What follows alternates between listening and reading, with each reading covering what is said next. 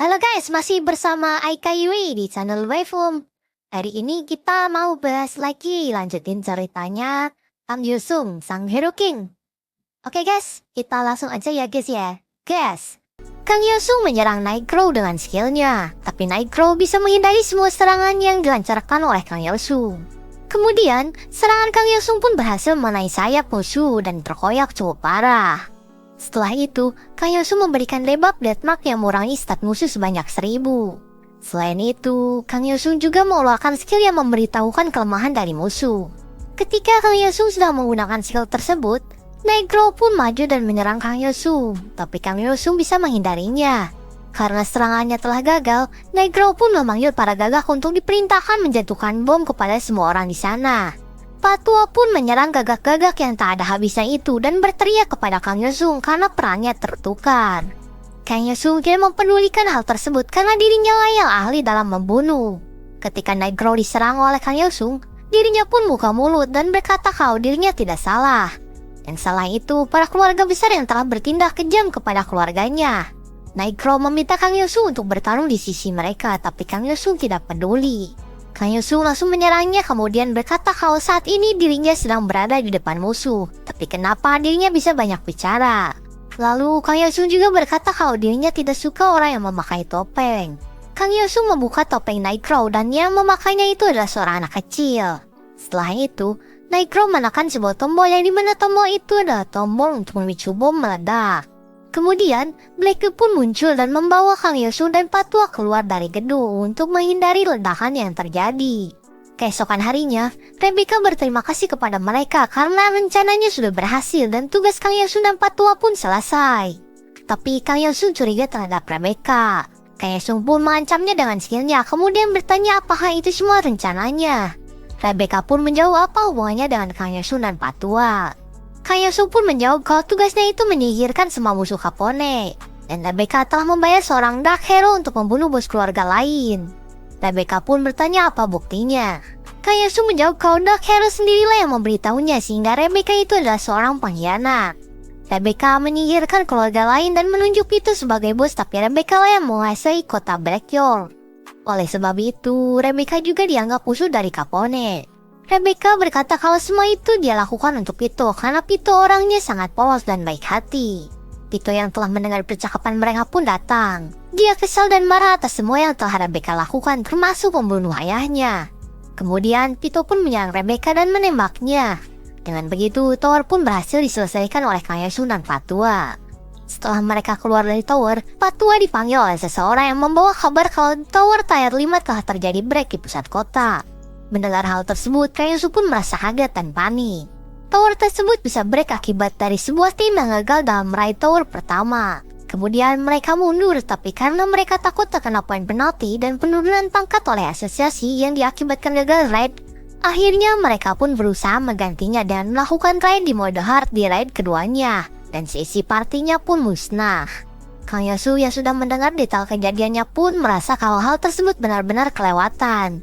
Di season kali ini tower break itu jarang terjadi. Namun pada season pertama dan kedua, hal tersebut adalah bencana yang sering terjadi saat tidak adanya rencana raid tower yang tepat. Akibat dari tower break itu tidak bisa dianggap sepele, karena pasti ada banyak kematian yang menyertai.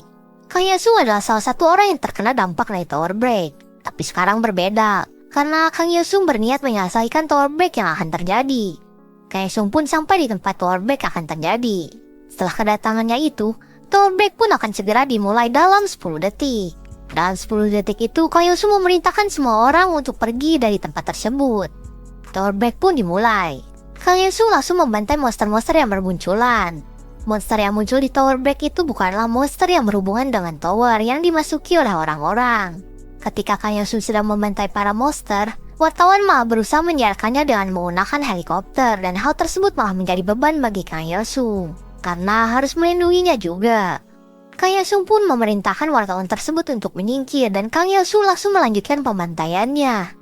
Semua monster yang muncul tidak ada tandingannya di hadapan skill-skill yang Kang Yusung miliki hingga akhirnya tower break pun berhasil digagalkan. Setelah tower break selesai, wartawan pun berbondong-bondong mendekati Kang Yusung untuk mewawancarainya karena sudah menyelesaikan tower break seorang diri saja. Di wawancara itu, Kang Yosung menjelaskan kalau peraturan asosiasi sangat tidak efektif. Kemudian kita beralih ke rumah Kang Yosung yang sedang bersama Patua. Mereka membicarakan untuk membuat sebuah guild karena saat ini asosiasi sedang tidak baik-baik saja. Apalagi di dalam asosiasi tidak ada petinggian seorang player. Kang Yosung tidak mau terlibat dalam pembuatan guild ini. Tapi Patua bilang kalau pembuatan guild ini harus dilakukan oleh Kang Yosung. Berita tentang Kang Yosung yang akan membuat guild pun menyebar begitu cepat. Banyak orang yang setuju dengan hal itu, tapi pihak asosiasi sangat kesal. Karena bagi asosiasi, mereka tidak memahami seberapa berbahayanya seorang player. Karena kejadian ini, Epimonarch tertarik dengan ketua asosiasi dan menawarkannya untuk trial tower. Ketua asosiasi pun langsung menyetujuinya meskipun sedikit ragu. Setelah itu, Kang Yosung masih memikirkan tentang pembuatan guild. Dirinya sangat tidak menyukai bekerja sama dengan orang lain. Tapi Patua terus memaksa Kang Yosung dengan alasan untuk membuat dunia yang lebih baik. Kang Yosung pun berjalan-jalan di luar sambil mencari tower tier 7 terdekat. Tapi dirinya menghentikan pencarian tower tersebut. Kang Yosung berpikir mengenai token yang didapatkan dari bos Capone dan kapan dirinya akan dipanggil seperti token yang diberikan oleh Fortree Elf. Kemudian ketika Kang Yosung sibuk memikirkan hal tersebut sambil jalan-jalan, tiba-tiba Amage Tower pun muncul. Tower ini akan diikuti oleh para top ranker season 5 dan disiarkan secara langsung. Kang Yosung pun mendapat pesan dari Monarch kalau Kang Yosung diminta untuk pergi ke Amage Tower tersebut dan menghibur mereka. Semua orang pun langsung panik harus berbuat apa, karena jika mereka gagal dalam Amage ini, maka 100 juta orang akan mati secara acak. Mau tidak mau, Kang Yosung pun langsung memutuskan untuk ikut dalam Amage ini, dan langsung masuk ke dalam tower. Ketika sudah masuk, Kang Yosung langsung disambut oleh para player lainnya. Sang saintis sangat senang karena melihat Kang Yosung versi normal. Kang Yosung pun langsung bertanya memangnya kapan dirinya pernah berbeda. Saintis pun menjawab kalau dirinya khawatir saat melihat siaran Kang Yosung setelah menyelesaikan tower tier 7 sebelumnya, yang membicarakan soal perang. Kang Yosung pun berkata kalau dirinya baik-baik saja dan tidak akan berhenti melakukan raid tower. Kemudian Swordmaster pun menyala mereka dan berkata kalau Kang Yosung itu kan ranker teratas, tapi kenapa dirinya datang paling akhir? Apakah Kang Yosung perlu waktu untuk berpikir karena 100 juta orang bisa saja meninggal? Kang Yosung pun menjawab kalau dirinya harus membaca syarat dan ketentuan dengan cermat terlebih dahulu, sebelum memilih setuju supaya tidak tertipu. Oleh karena itulah, Swordmaster tidak bisa mengalahkan Kang Yosung ataupun Gravekeeper. Kemudian Kang Yosung pun kaget melihat si kakek Gravekeeper datang tanpa adanya peralatan yang memadai. Si kakek pun berkata kalau dirinya belum memulai season lagi pula tidak akan ada orang yang mati di tower tersebut. Setelah itu, semua orang pun diberikan skill dan item untuk sementara waktu di dalam tower ini. Mereka pun terus-terusan berdebat satu sama lain. Sampai sang pemandu tower pun datang untuk memberitahu Kang Yosung agar tidak memprovokasi Monarch. Lalu Swordmaster yang merasa kesal karena kejadian di boss season sebelumnya pun langsung menyerang si pemandu. Namun hal tersebut tidak berguna sama sekali bagi sang pemandu. Setelah itu, sang pemandu pun memberitahukan aturan tower yang mereka masuki tersebut. Aturannya adalah penonton siaran langsung akan melakukan vote untuk para player yang nantinya akan berusaha menghibur mereka. Metode yang digunakan untuk menghiburnya itu bebas tergantung sang player. Dan jumlah vote yang didapatkan oleh player akan menentukan hadiah yang akan didapatkan. Kemudian, jika jumlah vote terlalu rendah atau penonton kehilangan ketertarikan pada player, maka raidnya akan dianggap gagal.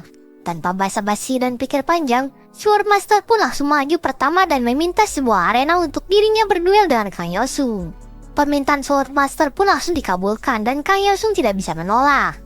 Duel antara Swordmaster dan Kang Yosung pun dimulai. Swordmaster pun langsung menyerang Kang Yosung dengan skillnya. Di sini Kang Yosung bisa meniru skill dari Swordmaster yang membuat Swordmaster dan player lain yang melihatnya pun kaget. Karena bagaimana caranya Kang Yosung menggunakan skill yang sama dengan Swordmaster. Gravekeeper yang melihatnya pun langsung menyimpulkan kalau itu adalah skill replika. Sementara itu Swordmaster kebingungan dan situasinya saat ini. Di sisi lain, player lain yang menonton pun memiliki niatan untuk mengincar Kang Yosung dan Saintis telah satu-satunya yang tidak seperti itu. Saintis berpikir kenapa para player malah fokus ingin mengalahkan Kang Yosung dan menjadi player teratas di saat yang 100 juta orang sedang dipertaruhkan. Melihat situasinya yang seperti ini, membuat Saintis jadi setuju dengan yang diucapkan Kang Yosung di mana pada season 1 dan 2, semua orang raid tower itu untuk menyelamatkan dunia. Tapi niat para player saat ini sudah tidak begitu lagi. Tiap season, tingkat tower itu meningkat dan para bos menjadi lebih kuat juga. Seharusnya semua player bekerja sama untuk menyelamatkan dunia, bukan malah saling menjatuhkan. Kita kembali lagi ke pertempuran antara Kang Yusung dan Swordmaster. Swordmaster masih kebingungan dan merasa game tersebut tidak adil. Swordmaster juga berpikir di balik kekuatan Kang Yusung pasti ada alasan di balik kekuatannya itu. Swordmaster mengira kalau Kang Yusung pasti memiliki teknik rahasia. Dan jika dirinya bisa mengungkapkan tentang kekuatannya, maka dirinya bisa mengalahkan Kang Yusung. Pertarungan mereka pun terus terjadi begitu intens, di mana Swordmaster sangat berusaha keras melawan Kang Yusung yang santai. Ketika Kang Yusung sudah muak, Kang Yusung pun mengeluarkan skill Heavenly Demon Descent untuk menunjukkan perbedaan kekuatan di antara mereka. Setelah mengeluarkan skill tersebut, Kang Yusung langsung menerapkan berbagai macam teknik pedang Heavenly Demon. Di sini Swordmaster tidak bisa berbuat apa-apa dan kalah tanpa perlawanan. Oleh karena itu, acara pertama pun selesai dan penonton langsung diminta untuk melakukan vote. Setelah vote dilakukan, Kang Yusung pun menodongkan pedang miliknya ke arah si kakek Gravekeeper sambil mengeluarkan skill yang dimiliki oleh si kakek. Para player dan penonton pun dibuat kaget kembali karena Kang Yusung bisa meniru skill dan item si kakek juga. Setelah melihat hal tersebut, para player pun berkata kalau kemampuan Kang Yusung itu tidak sama seperti copy skill. Karena copy skill seharusnya memiliki limit. Kang Yusung pun menjawab kalau itu bukanlah sekadar copy skill, tapi dirinya sudah menandatangani kontrak dengan Monarch of Truth. Mungkin cukup sekian untuk video kali ini. Kalian penasaran kan apa yang akan terjadi selanjutnya? Setelah Kang Yusung berkata kalau dirinya sudah menandatangani kontrak dengan Monarch of Truth, lalu apakah perkataan Kang Yusung itu benar atau hanya pengalihan saja? Kita nantikan untuk kelanjutannya di video selanjutnya. See you in the next video. Bye-bye.